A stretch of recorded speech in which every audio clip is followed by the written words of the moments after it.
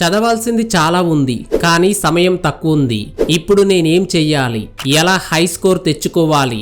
ఇన్ని రోజులు Instagram reels, YouTube shorts చూస్తూ టైం అంతా వృధా చేశాను. ఇప్పుడు ఫైనల్ ఎగ్జామ్ కి మిగిలి ఉన్న సమయం కేవలం 2 నెలలు మాత్రమే, అంటే 60 రోజులు. ఈ 60 రోజుల్లో నేను హై స్కోర్ చెయ్యగలనా? ఇలాంటి క్వశ్చన్స్ మీ అందరికీ ఈ పాటికి వచ్చే ఉండాలి. అయితే ఈ 60 రోజుల్లో నేను మీకు హై స్కోర్ వచ్చేలా చేస్తాను. కానీ నేను చెప్పింది మీరు ఫాలో అవ్వడానికి రెడీ అయితే కామెంట్లో స్టడీ అడ్వైస్ రెడీ అని కామెంట్ చేయండి. లేదంటే ఈ వీడియోని ఇక్కడే స్కిప్ చేయండి. Hi friends, welcome to study advice. ఈ వీడియోలో నేను చెప్పబోయే ఈ స్ట్రాటజీస్ ని ఫాలో అవ్వాలి. అప్పుడే మీరు 60 డేస్ ఛాలెంజ్ ని కంప్లీట్ చేసి టాపర్ లిస్ట్ లోకి వెళ్తారు. Strategy number 1, read important topics.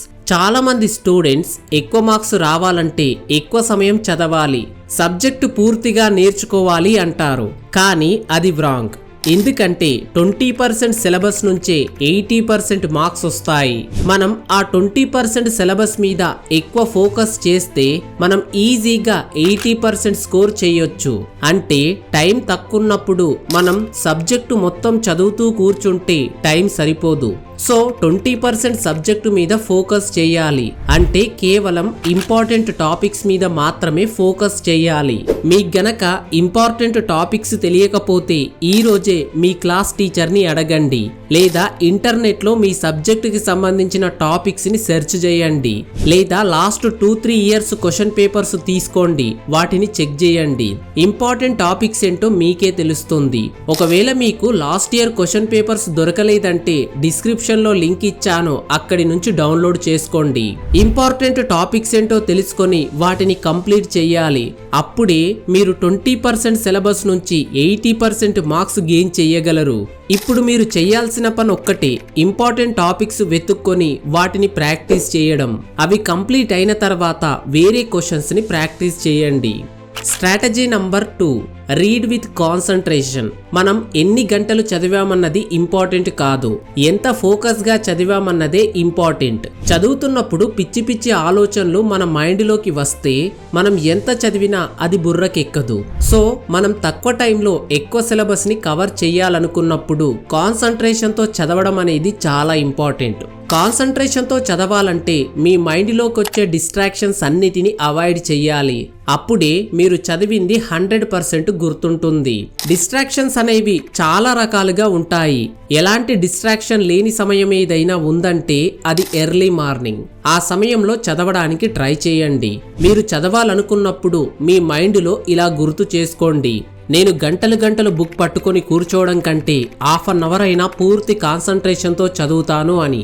అప్పుడే మీరు ఈ 60 డేస్ ఛాలెంజ్ ని కంప్లీట్ చేసి హై స్కోర్ తెచ్చుకుంటారు. Strategy number 3, hand writing improve. Hand writing exam లో కీ రోల్ ప్లే చేస్తుంది. కానీ చాలా మంది స్టూడెంట్స్ లో హ్యాండ్ రైటింగ్ అనేది బ్యాడ్ గా ఉంటుంది.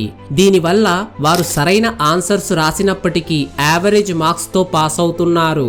ఇప్పుడు మీకు స్క్రీన్ మీద 2 స్టూడెంట్స్ రాసిన ఆన్సర్ షీట్ ని చూపిస్తాను, చూడండి.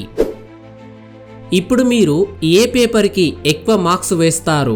సెకండ్ ఆన్సర్ షీట్ కి. ఎందుకంటే చూడగానే సింపుల్ గా అర్థమవుతుంది.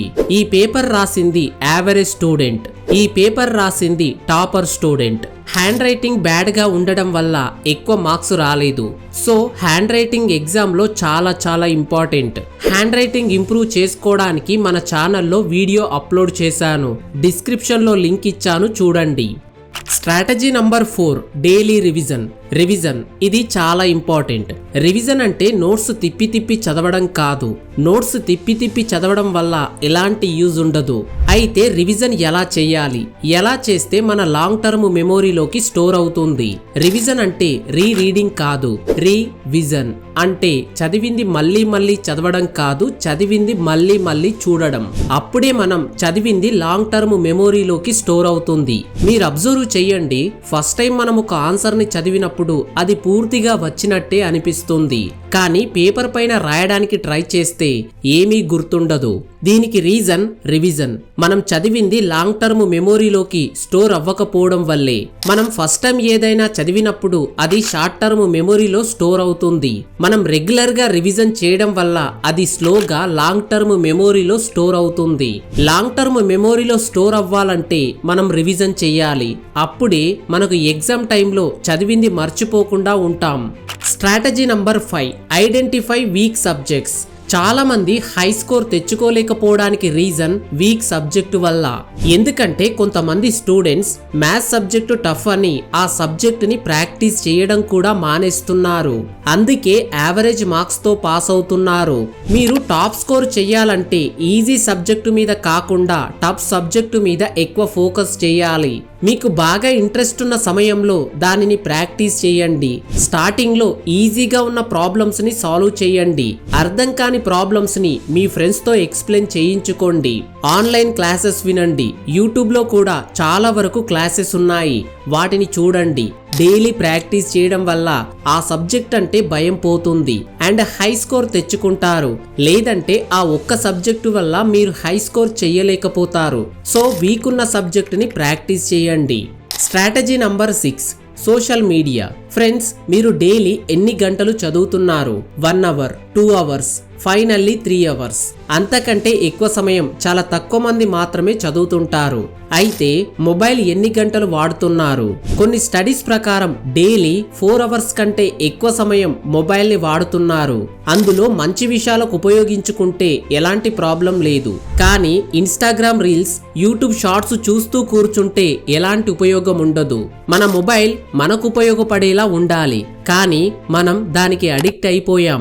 మొబైల్ లేకపోతే ఒక్క క్షణం కూడా ఉండలేకపోతున్నారు. చదువుతున్నప్పుడు మధ్య మధ్యలో మొబైల్ ఓపెన్ చేయడం, వర్క్ చేస్తున్నప్పుడు ఓపెన్ చేయడం, ఇలా డైలీ అవసరం ఉన్నా లేకపోయినా 16,000 సార్లు మొబైల్ స్క్రీన్ ని టచ్ చేస్తున్నారు. సో మీరు ఈ 60 డేస్ మొబైల్ పక్కన పెట్టి చదవండి. లేదంటే మీరు పాస్ అవ్వడం కూడా కష్టమే. మొబైల్ పక్కన పెట్టడం అంటే చదివేటప్పుడు పక్కన పెట్టి చదవడం. పూర్తయిన తర్వాత మళ్ళీ మొబైల్ ని వాడుకోండి, కానీ చదువుకుంటూ మాత్రం మొబైల్ ని స్క్రోల్ చేయకండి. Strategy number 7, exercise and meditation. ఉదయం ఎక్సర్సైజ్ అండ్ మెడిటేషన్ తో మన డేని స్టార్ట్ చేయాలి. ఎలాంటి స్ట్రెస్ లేకుండా కాన్సంట్రేషన్ తో చదవాలంటే డైలీ ఎక్సర్సైజ్ చేయాలి. ఎక్సర్సైజ్ చేయడం వల్ల ఫిజికల్లీ అండ్ మెంటల్లీ స్ట్రాంగ్ గా ఉంటారు అండ్ బ్రెయిన్ పవర్ ఇంప్రూవ్ అవుతుంది. మెడిటేషన్ మెంటల్లీ స్ట్రాంగ్ గా ఉంచడమే కాకుండా మన బ్రెయిన్ కి కావాల్సిన రెస్ట్ ని అందిస్తుంది. దీనివల్ల చదివింది బాగా గుర్తుంటుంది. మెడిటేషన్ చేయడం వల్ల మనం ఎక్కువ సమయం కాన్సంట్రేషన్ గా చదవడానికి హెల్ప్ చేస్తుంది. సో డైలీ కొద్దిసేపు ఎక్సర్సైజ్ అండ్ మెడిటేషన్ చేయండి. కుదిరితే మెడిటేషన్ చేసిన తర్వాత చదవడం స్టార్ట్ చేయండి. Strategy number 8, sleeping 8 hours. మనం డే అంతా యాక్టివ్ గా ఉండాలంటే మంచి నిద్ర అనేది చాలా అవసరం. ఈ రోజుల్లో చాలా మంది నైట్ మొబైల్ స్క్రోల్ చేస్తూ సరిగ్గా నిద్రపోవడం లేదు. దానివల్ల ఉదయం త్వరగా నిద్ర లేవలేకపోవడం, కాన్సంట్రేషన్ గా ఉండలేకపోవడం, క్లాస్ రూమ్ లో నిద్ర రావడం లాంటివి జరుగుతున్నాయి. మంచి నిద్ర మన శరీరానికి, మన బ్రెయిన్ కి చాలా అవసరం. సో 8 అవర్స్ నిద్రపోవడానికి ట్రై చేయండి. ఈ 60 డేస్ 11 o'clock వరకు పడుకొని మార్నింగ్ 5 o'clock కి నిద్ర లేవండి. ఇలా మీరు ఈ 60 డేస్ ని ఫాలో అవ్వగలిగితే మీరు హై స్కోర్ డెఫినెట్ గా చేస్తారు.